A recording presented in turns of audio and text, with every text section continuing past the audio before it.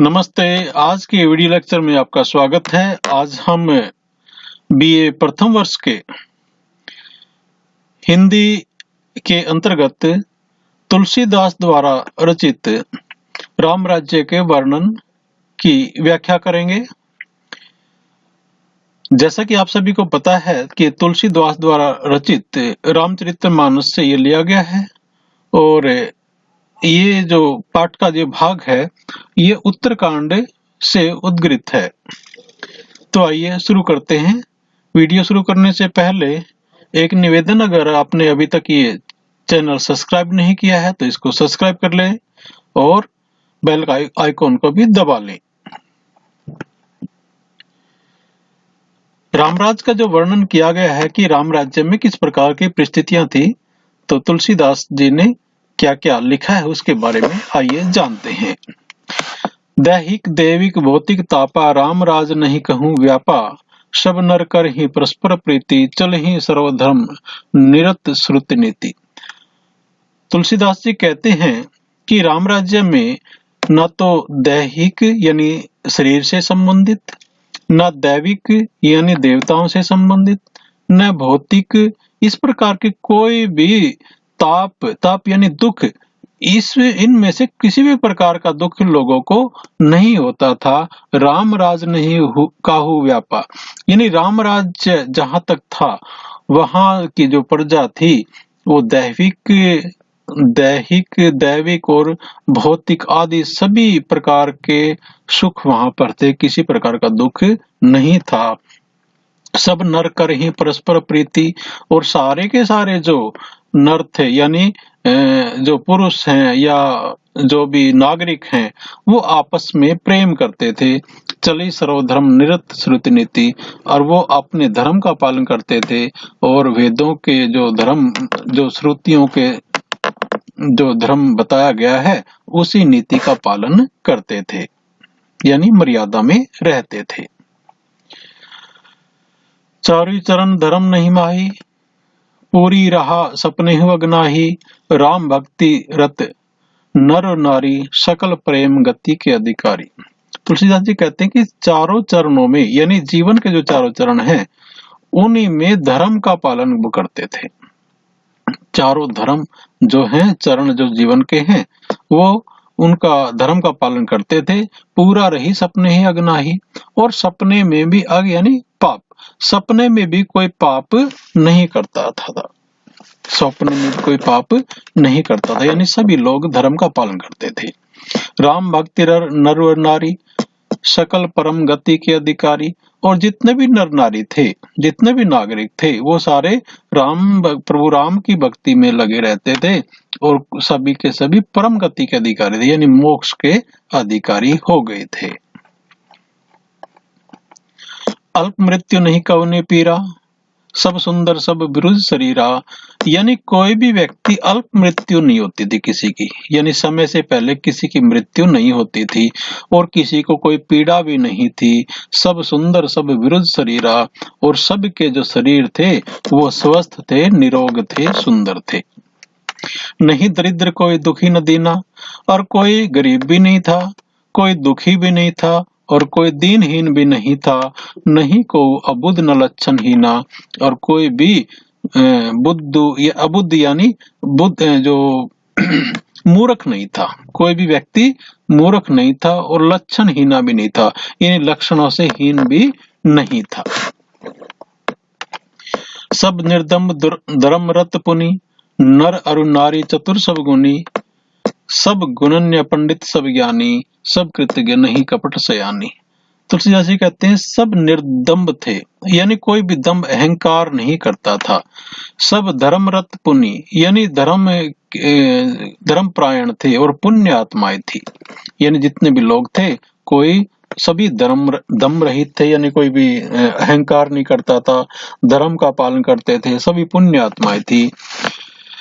नर नारी चतुर सभी गुणी, और जितने भी पुरुष और स्त्रियां थी सारे के सारे चतुर थे और गुणवान थे, सभी गुणों का आदर करने वाले थे। सब गुणज्ञ पंडित सब ज्ञानी, और सभी यहाँ पर पंडित का जो शब्द वो लिया वो ज्ञानी शब्द से लिया गया है, यानी सभी बहुत ज्ञानी थे और सब जो ज्ञानवान लोग थे उनकी इज्जत भी करते थे।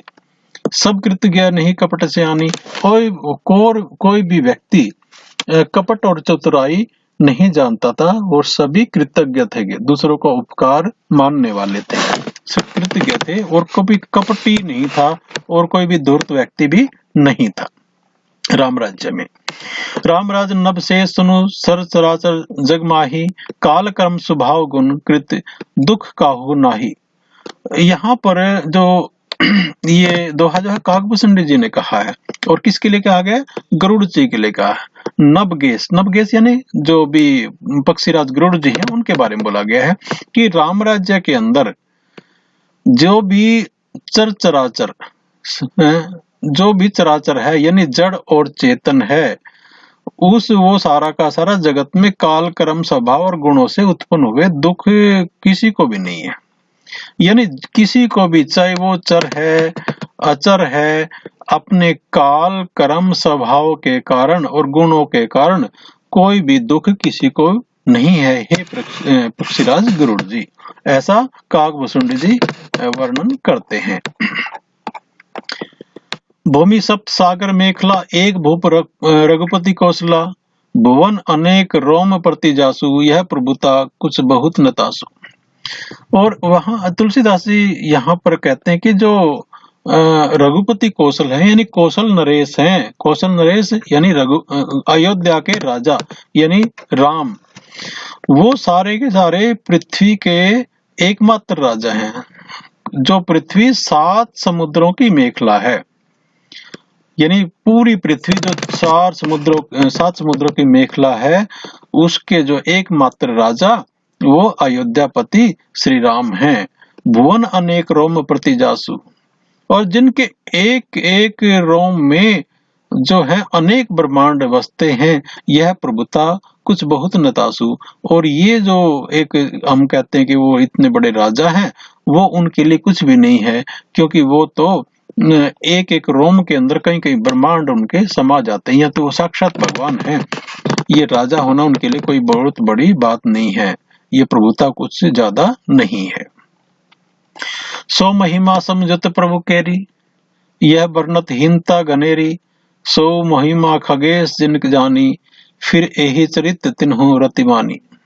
और यहाँ पर कहते हैं सो महिमा समझत प्रभु केरी, और जिसने प्रभु की इस महिमा को समझ लिया, कौन सी प्रभुता, यानी वो एक साक्षात भगवान हैं, जिन्होंने ऐसा समझ लिया, यह वर्णत हीनता गनेरी, उनको तो ऐसा वर्णन करते हुए हीनता होती है कि वो 7 लोकों के राजा नहीं हो, जो 7 समुद्रों की मेखला के जो पृथ्वी है उसके वो राजा हैं। सो महिमा खगेश दिन जानी, हे खगेश ये गरुड़ जी जिन्होंने यह महिमा जान ली है, फिर यही चरित तिन्हु रतिमानी, उन्होंने उस लीला से ही वो प्रेम करने लग गए हैं। कौन सी लीला? कि जो भगवान श्री राम एक भगवान होने के साथ साथ वो एक इंसान बनने की जो लीला कर रहे हैं, लेकिन जो उनके भक्त हैं उसी लीला से वो प्रेम करने लगे हैं। सौ जाने करिय फर यह लीला, कहीं कहा मुनिवर दमशीला, राम राज कर सुख संपदा, बैरी न सकई फनी शारदा। और यहाँ पर तुलसीदास जी कहते हैं कि इस महिमा को, जो महिमा है उसको जानने का फल यह लीला ही है। सौ जाने कर फल यह लीला, यानी इस लीला को जानने का फल भी ये लीला ही है। और जो इंद्रियों का दमन करने वाले श्रेष्ठ मुनि ऐसा कहते हैं, मुनिवर दमशीला, यानी जो अपनी इंद्रियों का दमन करते हैं, बहुत हठ योगी हैं, वही ऐसा कहते हैं कि ये जो लीला जान गया वो भी उसी लीला के कारण है, यानी भगवान की कृपा ही है जो हम उसकी लीला को समझ पाते हैं। राम राज कर सुख संपदा, बैरी न सकल फनी शारदा। और जो राम राज्य की जो सुख संपत्ति है उसका जो वर्णन जो फनीस है, फनीस यानी शेषनाग जी, और शारदा यानी सरस्वती जी, यानी शेषनाग जी और सरस्वती जी भी उनकी सुख संपत्ति, राम राज्य की जो सुख संपत्ति है उसका वर्णन नहीं कर सकते। सब उदार सब उपकारी, रामराज में सारे लोग उदार हैं, सब उपकार करने वाले हैं यानी परोपकारी हैं, विप्र चरण सेवक नर नारी, और सभी जो ब्राह्मण हैं उनके चरणों के सेवक है। यहाँ पर ब्राह्मण से मतलब ज्ञानी व्यक्तियों से है, यानी जो भी ज्ञानी व्यक्ति है बाकी समाज के लोग उसकी सेवा करते हैं। एक नारी व्रत रब सब जारी, ते मन वचन क्रम पति हितकारी। और जितने भी लोग हैं, जितने भी नर हैं, वो सारे एक वर्ती हैं, एक नारी के वर्ती हैं, यानी एक ही पत्नी वर्ती है वो। और जो स्त्रियां हैं वो भी पतिव्रता हैं, और वो भी अपने मन से, वचन से, क्रम से अपने पति का हित चाहने वाली हैं। और जितने पुरुष हैं वो भी एक ही पत्नी व्रती हैं। दंड जतीन कर वेद जहां नृत्य समाज, जीत हूँ मन ही सुनिए अस रामचंद्र के राज। और यहाँ पर बोला कि जो रामचंद्र जी का राज है यानी राम राज है, वहां पर जो दंड है वो किसके हाथों में है? यहाँ पर सन्यासियों के हाथ में। जतिन का मतलब सन्यासी होता है, कर यानी हाथ, यानी जो दंड है वो सन्यासियों के हाथ में। यहाँ पर दंड का मतलब यहाँ पर एक आप डंडा कह सकते हैं, क्योंकि जो सन्यासी है अपने साथ वो एक डंडा लेके चलते हैं। तो उसी के बारे में बताया गया कि जो दंड है, वैसे ये दंड सजा के तौर पे है, लेकिन यहाँ पर बताया गया कि रामराज में किसी को दंड देने की जरूरत ही नहीं पड़ती।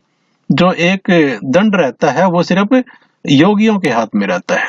जह नर्तक नृत्य समाज, यानी जो भेद है यानी असमानता है वो सिर्फ नृत्य में है और उन्हीं के समाज में यानी गायन और वादन में है। यानी कौन किसी प्रकार का गाता है, कोई अलग प्रकार का गाता है, यानी अगर भेद है तो वो सिर्फ नृत्य करने वाले एक समाज के अंदर है। जीत हूं मने सुनी ही अस रामचंद्र के राज। और जो जीतना किसी को, वो सिर्फ मनों का जीतना है। यानी रामचंद्र जी के जो राज में, राम राज्य के अंदर, अगर किसी को हथियारों के बल पर या डर के बल पर नहीं जीता जाता, बल्कि उसका जो मन है वो जीता जाता है रामचंद्र के राज। और रामचंद्र के राजा में, राम राज्य के अंदर इस प्रकार की स्थितियां हैं कि किसी को दंड देने की जरूरत नहीं पड़ती, और दंड केवल योगियों और सन्यासियों के हाथ में है, और किसी के साथ कोई भेदभाव नहीं किया जाता। भेद सिर्फ नृत्य समाज के अंदर है, अलग अलग प्रकार के नृत्यों को लेकर। और जो जीतना है वो सिर्फ मनों को जीतना है, क्योंकि सभी जो हैं वो रामचंद्र जी के प्रेम में, उनके रामराज के अधीन हो गए हैं। फूल ही फर ही सदा तरु कानन, रही एक संग गज पंचानन। खग मृग सहज बरु बिसराई, सभी ने परस्पर प्रीति बढ़ाई। कहते हैं कि फूल ही फर ही सदा तरु कानन, ऐसा है रामराज के अंदर जितने भी वनों के अंदर तरु हैं यानी वृक्ष हैं, वो फूलों से लदे हुए हैं, फलते और फूलते हैं। यानी जितने भी वृक्ष हैं सभी पे फूल आए हुए हैं, फूल फहरा रहे हैं। रही एक संग गज पंचानन, और जो गज यानी हाथी, पंचानन यानी जो शेर है, सिंह है, ये दोनों आपस में एक साथ रहते हैं। यानी कोई किसी से डरता नहीं, कोई छोटा नहीं, कोई बड़ा नहीं, सब जो अपना वैर भाव भूल जाते हैं और एक साथ रहते हैं।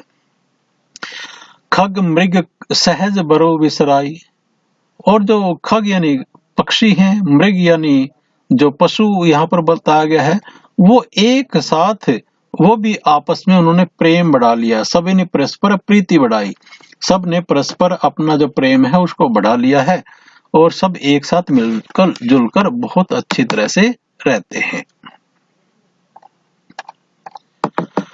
कुंजी खग मृग नाना वृंदा, अब है चरणी बन कर ही आनंदा। शीतल सुरभि पवन वह मंदा, गुंजत अलील चली मकरंदा। और वो कहते हैं कि जो खग हैं यानी पक्षी हैं वो गूंजते रहते हैं, यानी मीठी बोली बोलते रहते हैं। मृग नाना वृंदा, और जो विभिन्न प्रकार के जो मृग हैं वो अपने जो वनों के अंदर घूमते रहते हैं, विचरते रहते हैं, आनंद करते रहते हैं। अभयचरी बनकर ही आनंदा, यानी अभय से, यानी जो भी मृग हैं उनको डर नहीं लगता और वो वनों के अंदर चरते रहते हैं और आनंद करते रहते हैं। शीतल सुरभि पवन मंदा, और शीतल और सुंदर जो एक हवा है वो चलती रहती है। यानी जो पवन कैसी है, शीतल है, मंद है और सुगंधित है, और वो बहती रहती है। गुंजत अली ले चली मकरंदा, और जो गुंजत है, अली अली यानी भंवरा, भंवरा गूंजता रहता है और फूलों से मकरंद लेकर चला जाता है। लता विपट मांगे मधु चही, मन भाव तो देनु पवित्र सवरही, शशि संपन्न सदा रह धरनी, त्रेता वही कृत जुग कह करनी। और एक और विशेषता बताई है कि लपट विपट मांगे मधु चाहिए, जो बेल हैं और वृक्ष हैं वो मांगने से ही मधु दे देते हैं, यानी जो मकरंद है, मधु है, वो मांगने से ही दे देते हैं, टपका देते हैं, तोड़ने की जरूरत नहीं पड़ती। मन भाव तो धेनु पर स्रवही, और जो गाय हैं, धेनु यानी गाय, पै मन दूध, स्रवही मतलब अपने आप बहने लग जाता है। अगर आपको दूध चाहिए तो गाय जो मनचाहा दूध,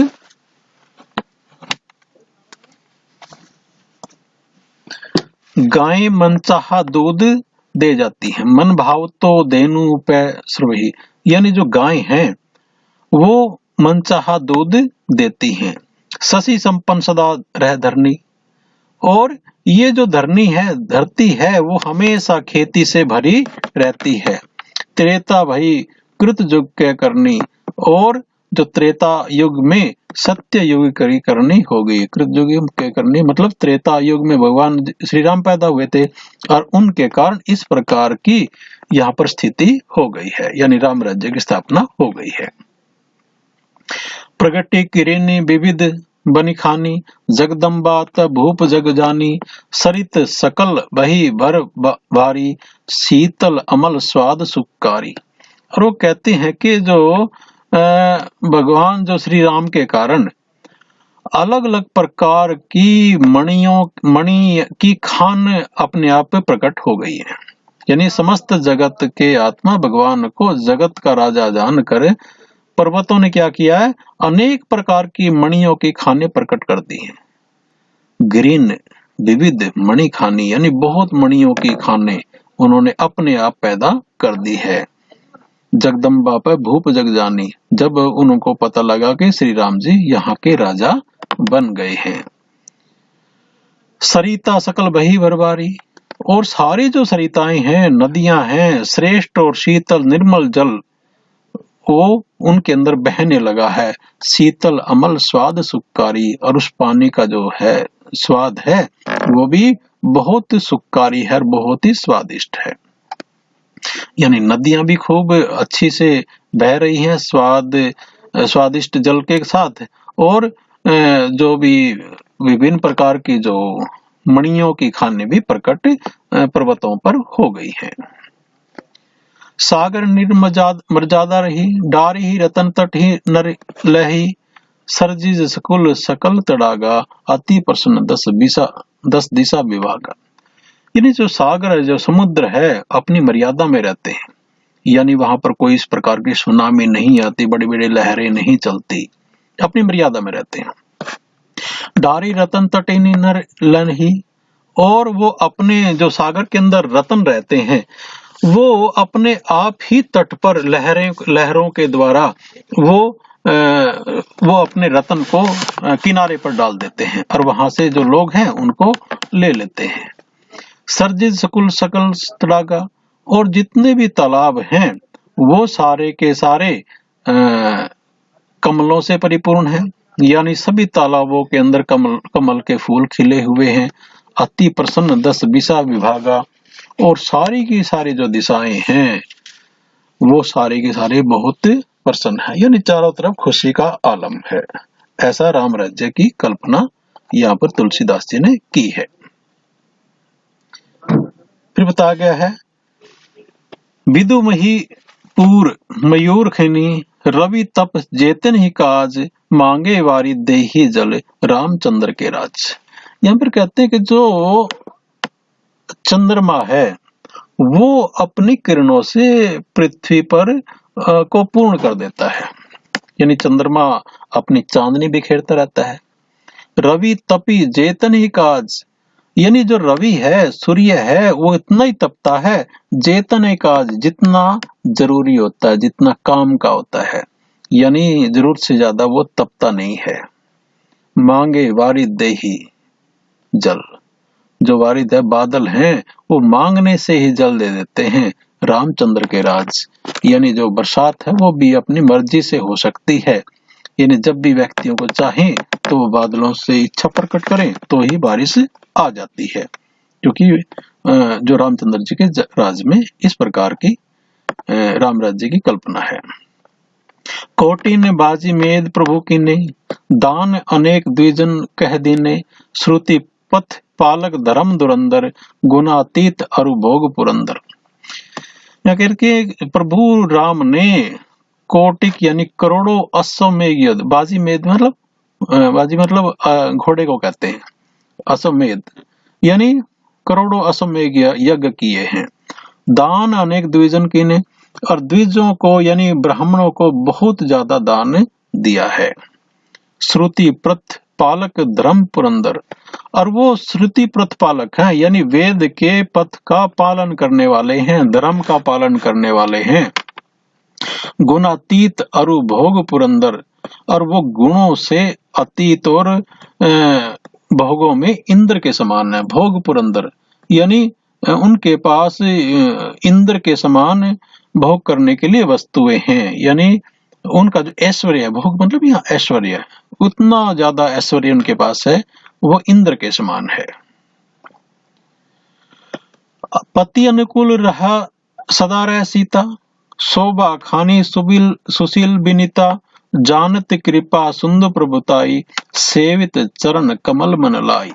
और जो यहाँ पर सीता जी के बारे में बताया गया है कि जो सीता जी हैं वो हमेशा पति के अनुकूल रहती हैं। शोभा खानी, शोभा की खान है, यानी इतनी सुंदर है। सुशील बिनीता, और सुशील स्त्री है, बिनीता मतलब स्त्री, सुशील स्त्री है। जानती कृपा सिंधु प्रभुताई, और वो अपने कृपा सागर भगवान की प्रभुता को जानती हैं। सेवती चरण कमल मन लाई, और वो मन लगाकर उनके चरणों की सेवा करती हैं। यद्यपि ग्रह सेवक सेवकानी, विपुल सदा सेवा विधि गुणी, निज कर ग्रह परिचर्चा करी, रामचंद्र आयुष अनुसरी। और यहाँ पर भी सीता के बारे में बताया गया कि वैसे तो उनके घर के अंदर यानी उनके सीता के महल के अंदर बहुत सारी सेविकाएं हैं, दास हैं, दासियां हैं। विपुल सदा सेवा, और वो अलग अलग प्रकार से सेवा की विधि में कुशल हैं, यानी जितने भी दास दासी हैं बहुत ज्यादा हैं वो, और वो सभी प्रकार से सेवा कर सकते हैं।